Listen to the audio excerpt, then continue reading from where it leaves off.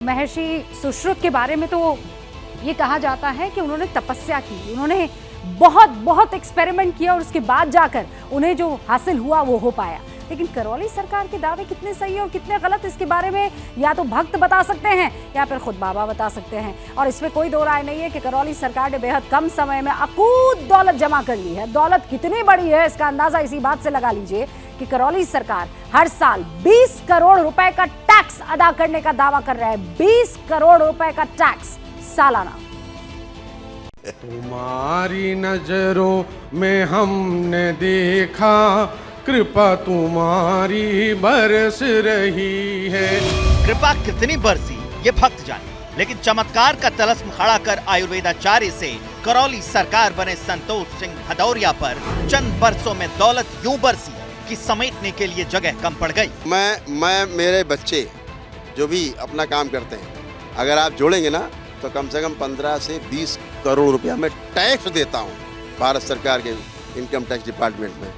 या अकाउंट दिखाएं, किसी के पास बंधन पड़ा है, बंधन लगाने वाला दिखाइए, मैं आपको प्रमाण देता हूँ। लाओ बंधन दो। क्या लगा है? Bar code. एक चीज कंप्यूटराइज्ड है, इसका भी टैक्स देते हैं, धागे का।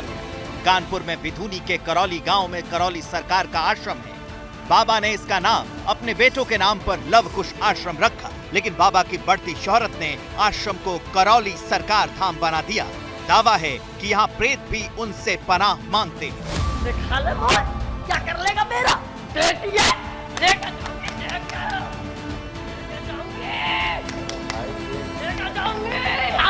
छाती में गिला तोड़ दिया मेरा, अंदर के द्वारा मार दी मैं।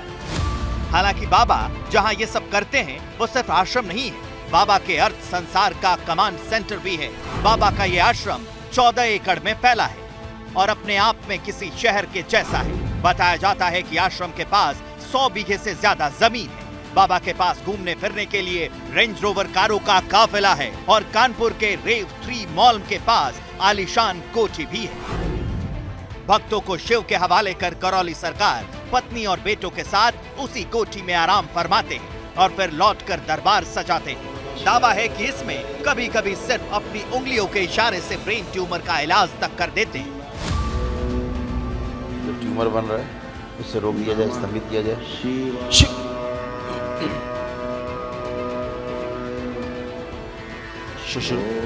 इनके मस्तिष्क के अंदर जो ट्यूमर है उसकी सर्जरी कर दी जाए।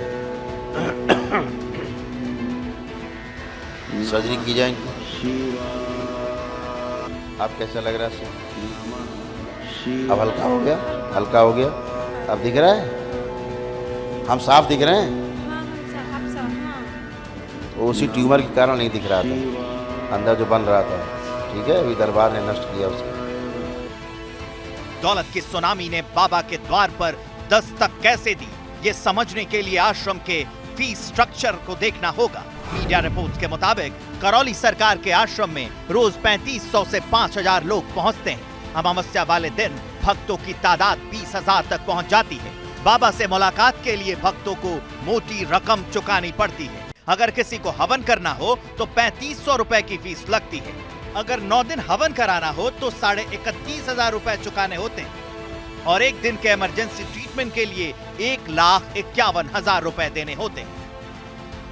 अब आश्रम के भीतर गनर्स और बाउंसर्स के पहरे के बीच रहने वाले बाबा को भक्तों से ही फुर्सत नहीं मिलती, इसलिए दौलत वाले दफ्तर की चाबी बेटों को थमा दी। इस कमाई के पीछे है वो दावे जिन पर भक्त लहालोट हो जाते हैं। कब से नहीं दिखता इनको? 1 महीना हो गया। ठीक है, आंखें बंद करो बेटा। आंखें बंद, आंखें बंद।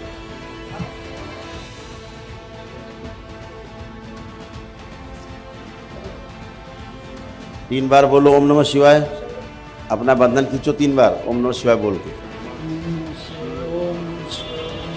बैलेंस। आँख खोलो। हाँ गुरुजी। दिखाई देने लगा कुछ? थोड़ा बहुत दिख रहा है गुरुजी। है? साफ नहीं दिख रहा गुरुजी। दिखने लगा? दिख रहा है, साफ नहीं दिख रहा। अब एकदम पीटी उषा नहीं बन जाओगे। ठीक है, दिखाई देने लगेगा पूरी तरह। ठीक है। क्या मजबूरी है मेरी, बताइए। मैं अभी आपको बताती हूँ कि मैंने ओए होए होए होए नमकीन के चटकारे लेते हुए टकटकी मार के डिबेट शो को पॉज रिपीट कर कर के देख रहे हैं जोगिंदर जी। इनकी तरह आप भी देखें अपनी फेवरेट डिबेट्स को रिपीट कर और डाउनलोड कीजिए एबीपी लाइव ऐप अपने स्मार्ट टीवी पर।